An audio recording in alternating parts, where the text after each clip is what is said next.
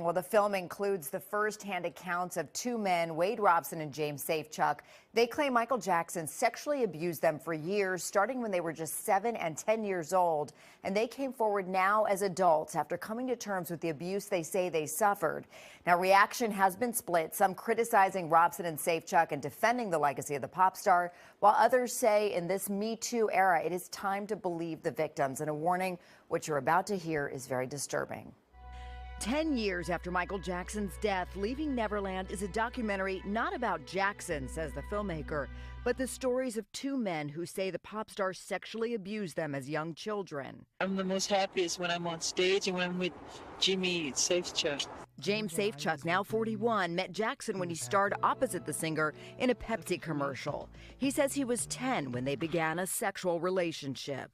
He was already larger than life, and then he likes you. Hello, Wade. Congratulations, little one. Today is your birthday. He was one of the kindest, most gentle, loving, caring people I knew. 36-year-old Wade Robson met Jackson after winning a local dance competition. He says the abuse began when he was just 7 years old. Taking showers together and, fondling and kissing. He helped me with my creativity, with all of those sorts of things. And he also sexually abused me for 7 years. Their first-hand accounts are shocking and eerily similar. Both men said the abuse took place in hotels and at Jackson's homes, sometimes with their mothers nearby.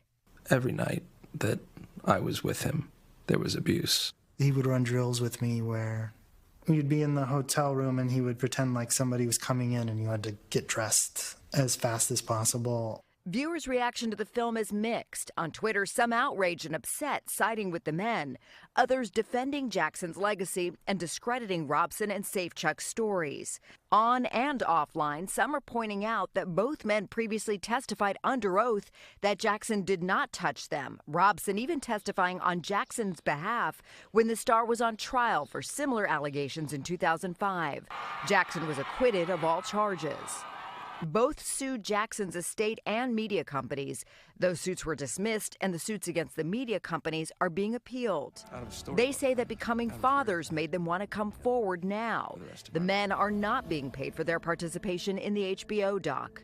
Jackson's family, who is suing HBO for $100 million, is calling the film one-sided, and sources say they do not plan on watching it. I know my brother. I'm the oldest brother. I know him. That's not Mike. Mike would never do that. The legacy of one of the biggest stars in the world now on the line. Well, a lot of disturbing stuff in that, Natalie. Now that the documentary has started to air, so who else besides the deceased pop star may be coming under some scrutiny? Well, for one, the parents of the boys and their responsibility. Robson and Safechuck's mothers, they're featured in the film. They say Jackson earned their trust, showering them with attention and lavish gifts. Now, part 2 of Leaving Neverland will air tonight on HBO, followed then by a conversation with Robson and Safechuck, moderated by Oprah Winfrey, guys. All right, Natalie.